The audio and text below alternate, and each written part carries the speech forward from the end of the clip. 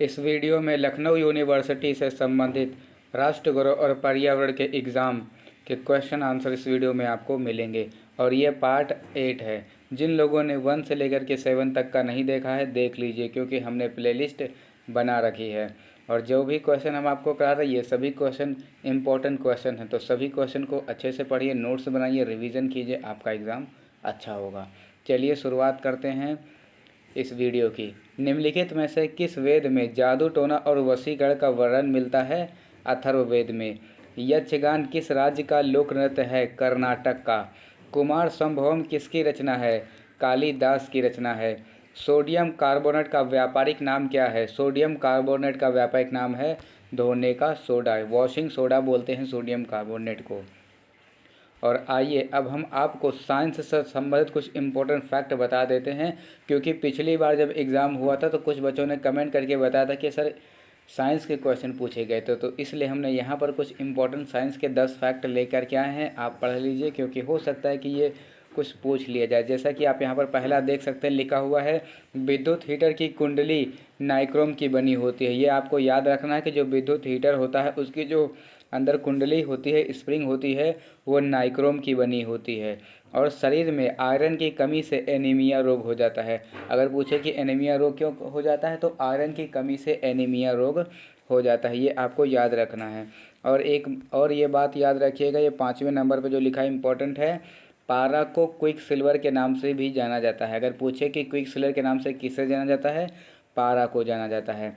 और silver nitrate का प्रयोग किया जाता है, मतदाता की जो उंगली में जो निशान लगाते हैं उसका प्रयोग करते हैं, उसमें सिल्वर नाइट्रेट का प्रयोग करते हैं। तो ये साइंस से संबंधित कुछ इंपॉर्टेंट फैक्ट है, ये सभी फैक्ट को आप पढ़ लीजिएगा, हम आपको PDF फाइल इसकी देंगे, तब अच्छे से पढ़िएगा, ठीक है। नेक्स्ट क्वेश्चन पर आ जाते हैं। 1857 की क्रांति में कुंवर सिंह ने किस स्थान पर विद्रोह किया था? तो बिहार से किया था। और पूछे कि बेगम हजरत महल ने कहाँ से विद्रोह किया था? तो बेगम हजरत महल ने लखनऊ से किया था। ये वाला इंपॉर्टेंट है, याद रखें, क्योंकि वो लखनऊ से हैं और लखनऊ यूनिवर्सिटी का एग्जाम तो हो सकता है पूछ ले। एंटोमोलॉजी में किसका अध्ययन किया जाता है? कीटों का अध्ययन किया जाता है। और ये विज्ञान की कुछ प्रमुख शाखाएं हैं। रेशम कीट के पालन के अध्ययन को क्या कहा जाता है? सेरीकल्चर। मछली पालन के अध्ययन को पीसी कल्चर कहा जाता है। कवक के अध्ययन को माइकोलॉजी कहा जाता है। और शैवाल के अध्ययन को फाइकोलॉजी कहा जाता है। ये आप याद रखिएगा। नेक्स्ट क्वेश्चन है, विश्व में किसे कवि गुरु उपनाम से जाना जाता है? रविन्द्रनाथ टैगोर को कवि गुरु के उपनाम से जाना जाता है। और आइए अब हम आपको कुछ इम्पोर्टेंट उपनाम बता देते हैं। लौह पुरुष किसे कहा जाता है? सरदार वल्लभ भाई पटेल को। Grand old man of India दादा भाई नौरोजी को। पंजाब केसरी लाला लाजपत राय को। और बंगाल केसरी आशुतोष मुखर्जी को कहा जाता है। बिहार केसरी डॉक्टर श्री कृष्ण सिंह को कहा जाता है। और आंध्र केसरी टी प्रकाशम को कहा जाता है। और आइए अब हम आपको कुछ इम्पोर्टेंट खिलाड़ी और उनके उपनाम बता देते हैं, क्योंकि हो सकता है ऐसे भी क्वेश्चन एग्ज़ाम में पूछ लिए जाएं। अगर एग्ज़ाम में पूछे कि हॉकी का जादूगर किसे कहा जाता है, तो मेजर ध्यानचंद को। और उड़न परी PT ऊषा को कहा जाता है। और यहाँ पर और भी कई नाम दे रखे हैं, तो सभी नाम आपको हम अगर बताएंगे तो वीडियो बहुत लंबी हो जाएगी, तो कुछ नाम आप खुद से पढ़ लीजिएगा, हम आपको इसकी PDF फाइल दे देंगे, ठीक है। अगर आप बोलते हैं तो हम भी एक्सप्लेन कर देंगे, एक और वीडियो बना करके कर देंगे, ठीक है। हम आपको इम्पोर्टेंट वाला बता देते हैं। देखिए, बाल गंगाधर तिलक का जो उपनाम है या फिर उपाधि बोले तो लोकमान्य है। जयप्रकाश नारायण का लोकनायक है। और कौन सा याद करना है? और एक ये याद कर लीजिएगा, डॉक्टर राजेंद्र प्रसाद का अजातशत्रु, ठीक है। और आप ये तो सभी याद कर लीजिए, ये सभी इम्पोर्टेंट है। सुभाष चंद्र बोस को नेताजी की उपाधि, नेताजी किसे कहते हैं? सुभाष चंद्र बोस को। अब भगत सिंह को शहीद ए आजम। एनी बेसेंट को माता वसंत। सरोजिनी नायडू को भारत कोकिला। और लता मंगेशकर को स्वर कोकिला कहा जाता है। भारत का नेपोलियन समुद्रगुप्त को। ये बहुत इंपॉर्टेंट है, इसको अच्छे से याद रखिएगा। भारत का नेपोलियन समुद्रगुप्त को। और भारत का माइकियावेली चाणक्य को। और भारत का शेक्सपियर किसे कहा जाता है? कालिदास को। ये लास्ट के जो 3 हैं ये तो बहुत इंपॉर्टेंट है। बाणभट्ट किसके दरबारी कवि थे? हर्षवर्धन के दरबारी कवि थे बाणभट्ट। हर्षचरित की रचना किसने की? बाणभट्ट ने। कादम्बरी की रचना किसने की? बाणभट्ट ने। और बाणभट्ट किसके दरबारी कवि थे? हर्षवर्धन के दरबारी कवि थे। देखिए, हो सकता है कि आपसे एक भी उपनाम ना पूछे जाए, हो सकता है पूछ लिया जाए, ठीक है। तो एग्ज़ाम का कोई भरोसा नहीं कि कौन सा पूछा जाए, जो इम्पोर्टेंट है वो चीज़ें आपको बताई जा रही हैं। प्रसिद्ध चीनी यात्री हेनसांग किसके शासनकाल में भारत आया था?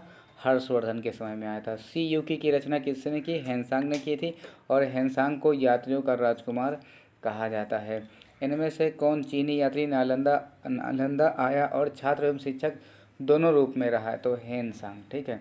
और बौद्ध धर्म से संबंधित हमने पिछली वीडियो में बहुत से फैक्ट बताए थे, और इस वीडियो में हमने बौद्ध धर्म से संबंधित और भी कुछ क्वेश्चन ऐड किए हैं, इनको देख लीजिए।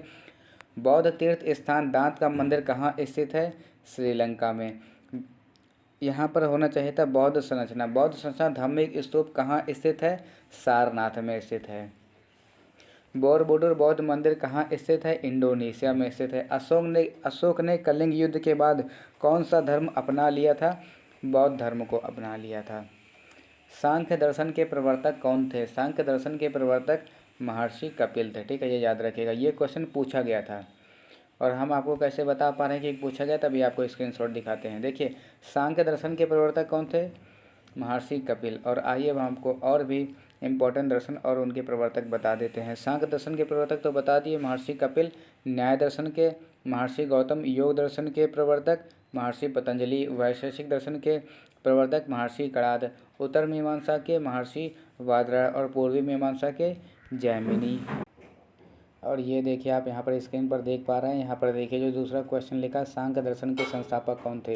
तो इसीलिए हमने आपको यहाँ पर इम्पोर्टेंट संस्थापक आपको बताए हैं, ठीक है। नेक्स्ट क्वेश्चन पर आ जाते हैं हम लोग। MAB यानी कि मैब का फुल फॉर्म क्या है? Man and biosphere. और देखिए, फुल फॉर्म से भी एग्ज़ाम में क्वेश्चन पूछ लिया जाता है। कुछ इंपॉर्टेंट फुल फॉर्म आपको बता देते हैं, हो सकता है कोई एग्ज़ाम में पूछ लिया जाए। सिम का फुल फॉर्म क्या होता है? Subscriber identity module. ये वही वाला सिम है जो सिम हम लोग यूज़ करते हैं, जैसे कि एयरटेल, जियो, ये सब। सिडबी का फुल फॉर्म क्या है? Small industries development bank of India. CPU का फुल फॉर्म क्या है? Central processing unit. ट्राई का फुल फॉर्म क्या है? Telecom regulatory authority of India. PSLV का फुल फॉर्म है polar satellite launch vehicle. GSLV का फुल फॉर्म है जियो सिंक्रोनस सैटेलाइट लॉन्च व्हीकल, ठीक है। ये कुछ इंपॉर्टेंट फुल फॉर्म तो इन्हें याद कर लीजिए, और भी इन जितना भी आपसे हो पाए उतना फुल फॉर्म याद कर लीजिएगा। वायुमंडल में CO2 गैस की मात्रा बढ़ने का मुख्य कारण है? तो वायुमंडल में CO2 गैस के बढ़ने का मुख्य कारण है पेड़ पौधों की कमी। देखिए, जब पेड़ पौधे अगर कम हो जाएंगे तो CO2 की मात्रा बढ़ जाएगी। कैसे? जो पेड़ पौधे होते हैं वो CO2 को ग्रहण करते हैं और ऑक्सीजन निकालते हैं। तो जब पेड़ पौधे कम हो जाएंगे तो CO2 को जो सोखने वाले की कमी हो जाएगी। तो इस तरह से पेड़ पौधों की कमी होने से CO2 की मात्रा बढ़ जाएगी। और ये यहाँ पर कुछ इम्पोर्टेंट हमने लिखा है, भारत में प्रथम व्यक्ति, ठीक है, भारत में प्रथम पुरुष लोग, ठीक है। भारत के प्रथम राष्ट्रपति कौन थे? डॉक्टर राजेंद्र प्रसाद।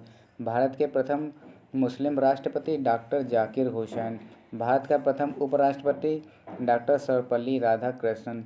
भारत का प्रथम प्रधानमंत्री पंडित जवाहरलाल नेहरू। भारत का प्रथम उप प्रधानमंत्री सरदार वल्लभ भाई पटेल। भारत का प्रथम गृह मंत्री सरदार वल्लभ भाई पटेल।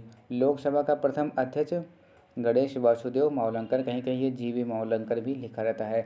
भारत का प्रथम चुनाव आयुक्त तो सुकुमार सेन। आपको इस तरह से इंपॉर्टेंट क्वेश्चन आपको याद होने चाहिए, जो भारत में प्रथम महिलाएं हैं, भारत में प्रथम पुरुष हैं, जो चीज़ें भारत में प्रथम बार हुई हैं, भारत में प्रथम पुरस्कार विजेता, ऐसे क्वेश्चन याद कर लीजिएगा, आपका एग्ज़ाम अच्छा जाएगा, ठीक है। हमने ज़्यादातर वीडियोज़ में आपको इसी तरह के क्वेश्चन याद कराए हैं। आप सभी वीडियोज़ अगर देखेंगे तो आपको मालूम चल जाएगा। और आइए अब हम पर्यावरण से संबंधित कुछ इंपॉर्टेंट क्वेश्चन आपको बता देते हैं। शुद्ध जल का pH मान कितना होता है? शुद्ध जल का pH मान 7 होता है। शुद्ध पेयजल कैसा होना चाहिए? जो शुद्ध पेयजल है वो रंगहीन, गंधहीन और पारदर्शी होना चाहिए। तो ये तीनों चीज़ें उसमें होनी चाहिए शुद्ध जल पेयजल में, ठीक है। उपरोक्त सभी यहाँ पर D ऑप्शन सही आंसर हो जाएगा। त्वचा कैंसर निम्न में से किसके कारण होता है? तो देखिए, यहाँ पर दिए हुए इन ऑप्शंस में आपको ढूंढना है कि त्वचा कैंसर किसके कारण होता है। तो यहाँ पर D ऑप्शन देख पा रहे हैं, ओजोन परत का नष्ट होने से। देखिए, ओजोन परत नष्ट होने से त्वचा कैंसर कैसे? देखिए, ओजोन परत अगर नष्ट हो जाएगी तो सूर्य से पराबैंगनी किरणें पृथ्वी पर आ जाएंगी, और सूर्य से पराबैंगनी किरणें अगर पृथ्वी पर आ जाती हैं तो उससे त्वचा कैंसर होने का खतरा बढ़ जाता है। N2O है, N2O हंसाने वाली गैस है। सुबह सुबह एक कबाड़ी वाले आ जाते हैं। आपकी तरफ भी अगर कबाड़ी वाले सुबह सुबह आते हैं तो आप कमेंट करके बताइएगा आप लोग, ठीक है। N2O है हंसाने वाली गैस, ठीक है। जल का घनत्व अधिकतम होता है, जल का घनत्व अधिकतम 4 डिग्री सेल्सियस, ठीक है। जल का घनत्व अधिकतम होता है, जल का घनत्व अधिकतम कितने डिग्री सेल्सियस पर होता है, ठीक है। ये क्वेश्चन इस प्रकार से है, तो 4 डिग्री सेल्सियस पर जल का घनत्व अधिकतम होता है। प्रदूषण किससे प्रभावित करता है, प्रदूषण मानव को भी प्रभावित करता है, वनस्पति को भी प्रभावित करता है, जीव जंतुओं को भी प्रभावित करता है। तो ऑप्शन डी यहाँ पर सही हो जाएगा, उपरोक्त सभी को प्रदूषण प्रभावित करता है। और देखिए पर्यावरण के जो क्वेश्चन वाला सेक्शन होता है उसमें इम्पोर्टेंट नेशनल पार्क भी पूछ लिए जाते हैं, ठीक है। तो ये कुछ इंपॉर्टेंट हमने यहाँ पर नेशनल पार्क लिख रखा है, पढ़ लीजिए। पेरियार राष्ट्रीय उद्यान कहाँ पे है, केरल में। हजारीबाग वन्यजीव अभयारण्य झारखंड में है। कैमूर वन्यजीव अभयारण्य बिहार में है। बांदीपुर राष्ट्रीय उद्यान कर्नाटक में है। भद्रा अभयारण्य कहाँ पर है, कर्नाटक में। घाना पक्षी विहार राजस्थान में। रणथंभौर अभयारण्य राजस्थान में। नागरहोल राष्ट्रीय उद्यान कहाँ पर है, कर्नाटक में है। और पखाल वन्यजीव अभयारण्य तेलंगाना में है। ये कुछ इंपॉर्टेंट नेशनल पार्क है। ऐसे तो नेशनल पार्क बहुत है लेकिन हमने वही लिख के रखा है जो जो इम्पोर्टेंट है। और ये भी हमने आपको पिछली वीडियो में ही बता दें, लेकिन एक बार फिर से देख लीजिए क्योंकि ये तो और भी ज़्यादा इंपॉर्टेंट है। काजीरंगा राष्ट्रीय उद्यान असम में। दुधवा नेशनल पार्क उत्तर प्रदेश में। देखिए ये दुधवा नेशनल पार्क वाला तो ज़्यादा इंपॉर्टेंट है क्योंकि उत्तर प्रदेश में ही लखनऊ है और लखनऊ यूनिवर्सिटी से संबंधित ये वाला क्वेश्चन में जरूर पूछा जाता है। दुधवा नेशनल पार्क कहाँ पर है, उत्तर प्रदेश में। सुंदरवन राष्ट्रीय उद्यान कहाँ पे है, पश्चिम बंगाल में। बांधवगढ़ राष्ट्रीय उद्यान मध्य प्रदेश में। गिर राष्ट्रीय उद्यान गुजरात में। और कार्बेट राष्ट्रीय उद्यान कहाँ पर है, उत्तराखंड में। तो ये कुछ इंपॉर्टेंट नेशनल पार्क है, याद रखिएगा आप लोग। और कुछ लोगों ने कहा था कि सीरीज के कुछ क्वेश्चन करा दीजिए, तो हमने कुछ सीरीज के भी क्वेश्चन यहाँ पर टाइप किए हैं। आइए कुछ सीरीज वाले क्वेश्चन बता देते हैं आपको, ठीक है। भोपाल गैस राशि किस वर्ष हुई थी, भोपाल गैस राशि 1984 में हुई थी। केंद्रीय चावल अनुसंधान संस्थान कहाँ स्थित है, कटक में स्थित है। सर्वाधिक राष्ट्रीय उद्यान किस राज्य में स्थित है, मध्य प्रदेश में। निम्न में से किस नगर में तेल शोधक संयंत्र स्थापित है, तो मथुरा में है। तो मथुरा में तेल रिफाइनरी है। घेंगा रोग निम्न में से किसकी कमी के कारण होता है, आयोडीन। देखिए यहाँ पर सिंबल दे रखा है, आई होता है आयोडीन का। घेंगा रोग निम्न में से किसकी कमी के कारण होता है, आयोडीन की कमी के कारण होता है। मलेरिया का पता किस प्रकार से लगाया जा सकता है, तो खून की जांच करके मलेरिया का पता लगाया जा सकता है। और पूछे कि मच्छर के काटने से कौन सी बीमारी होती है, तो याद रखिएगा मलेरिया। गन्ने में लाल सड़न रोग किसके कारण होता है, फफूंदी के कारण। भारत की राष्ट्रीय नदी कौन सी, भारत की राष्ट्रीय नदी गंगा नदी है। विश्व का सर्वाधिक जनसंख्या वाला देश कौन सा है, चीन। देखिए पूछा है कि विश्व का सर्वाधिक जनसंख्या वाला देश कौन सा है, तो क्या बताएंगे, चीन। लेकिन पूछे कि विश्व का सर्वाधिक जनसंख्या वाला दूसरे नंबर पर पूछेगा तब भारत बता दिया जाएगा। और अगर भारत में पूछे कि भारत में सर्वाधिक जनसंख्या वाला राज्य कौन सा है, तब उत्तर प्रदेश बता देंगे आप लोग, ठीक है। तो यहाँ पर क्वेश्चन फिनिश होता है, पार्ट 8 यहाँ पर फिनिश हो रहा है। हाँ 8वां पार्ट था ये वीडियो का। और इसके बाद और भी कितने पार्ट में हम वीडियोस बनाएं आप लोग कमेंट करके बता दीजिएगा। आपके एग्ज़ाम से पहले अगर आप जितने भी पार्ट में बोलेंगे कितने पार्ट और बना दीजिए, तो उतने पार्ट वीडियोज़ की हम बना देंगे। और आप लोग अपना एग्ज़ाम डेट कमेंट करके ज़रूर बता दिया कीजिए कि आपका एग्ज़ाम कौन सी तारीख को है, ताकि हम आपके एग्ज़ाम से पहले वीडियोज़ बना सके। अगर आप वीडियो में कोई सजेशन देना चाहते हैं तो कमेंट करके ज़रूर बताइएगा कि वीडियो को कुछ इस प्रकार से डिज़ाइन किया जाए, तो हम उस तरह से भी करने की कोशिश करेंगे। और वीडियो कैसे लगी कमेंट करके आप लोग ज़रूर बताइएगा। और अगर आपने चैनल को सब्सक्राइब नहीं किया है तो चैनल को ज़रूर सब्सक्राइब कर लीजिएगा। अभी सब्सक्राइबर थोड़े से कम हैं हमारे चैनल पर, अगर आप लोग सब्सक्राइब कर देंगे तो थोड़ा चैनल देखने में बढ़िया लगेगा। तो चैनल सब्सक्राइब ज़रूर कर लीजिएगा। और वीडियो कैसी लगी कमेंट करके बताइएगा। PDF फाइल वगैरह सब चीज़ हम आपको दे ही रहे हैं, कोई बात की दिक्कत नहीं है। कुछ अगर पूछना चाहते हैं तो कमेंट करके ज़रूर कमेंट कीजिएगा, मतलब पूछ लीजिएगा। चल मिलते हैं हम आपसे नेक्स्ट वीडियो में, तब तक के लिए जय हिंद।